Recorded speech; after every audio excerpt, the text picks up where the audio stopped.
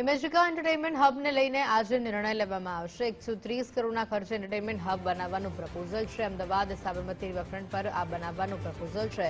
આજે Sabarmati riverfront development cooperative લિમિટેડની મહત્વની બેઠક મળવાની છે। છેલ્લા 2 વર્ષથી પ્રોજેક્ટ આખરી મંજૂરીને લઈને અટકી રહ્યો છે।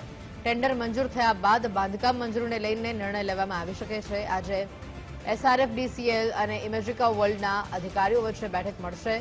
6 માર્ચ 2024ના રોજ સિંગલ ટેન્ડરને મંજૂરી મળી હતી। પ્રોજેક્ટ અંતર્ગત ઇમેજિકા વર્લ્ડને જમીન ફાળવણી પણ કરવામાં આવી હતી। રાજકોટ TRP અગ્નિકાંડ બાદ સમગ્ર પ્રોજેક્ટ લટકી પડ્યો છે।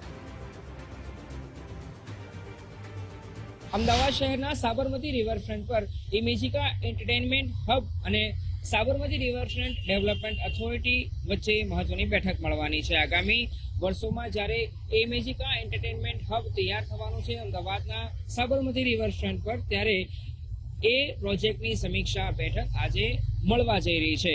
વર્ષ 2024માં સિંગલ ટેન્ડરને મંજૂરી આપવામાં આવી હતી। આ પ્રોજેક્ટ અંતર્ગત ઇમેજિકા વર્લ્ડને જમીન પણ ફાળવણી કરવામાં આવી છે। જોકે રાજકોટ TRP અગ્નિકાંડ બાદ આખો પ્રોજેક્ટ અટવાઈ ગયો હતો, જે બાદ હવે લાંબા સમય પછી આ પ્રોજેક્ટને ફરી હાથ પર લેવામાં આવ્યો છે અને આજે મહત્વની બેઠક મળવાની છે। એ બેઠકમાં હાલ આ પ્રોજેક્ટ કઈ સ્ટેજ પર છે અને આગામી દિવસોમાં આ પ્રોજેક્ટને કેવી રીતે આગળ ધપાવી શકાય, એ તમામ બાબતોને લઈને ચર્ચા વિચારણા કરવામાં આવશે। એટલે અમદાવાદ શહેરનો સાબરમતી રિવરફ્રન્ટ એ માત્ર ગુજરાત કે દેશ પૂરતો હવે સીમિત નથી બનવાનો, વિશ્વ કક્ષાએ એની ઓળખ છે અને આ ઓળખને વધુ પ્રસિદ્ધ બનાવવા માટે આગામી વર્ષોમાં જ્યારે ઇમેજિકા દ્વારા એક એન્ટરટેનમેન્ટ હબ સેન્ટર તૈયાર થવાનું છે, એ પ્રોજેક્ટ લાંબા સમયથી અટવાઈ ગયેલો હતો, જો કે હવે એ આગળ ધપે એવી શક્યતાઓ છે, કેમ કે આજે એક મહત્વની બેઠક બંને ઓથોરિટી વચ્ચે થવા જઈ રહી છે, જેમાં મહત્વપૂર્ણ અપડેટ સામે આવે એવી શક્યતાઓ છે।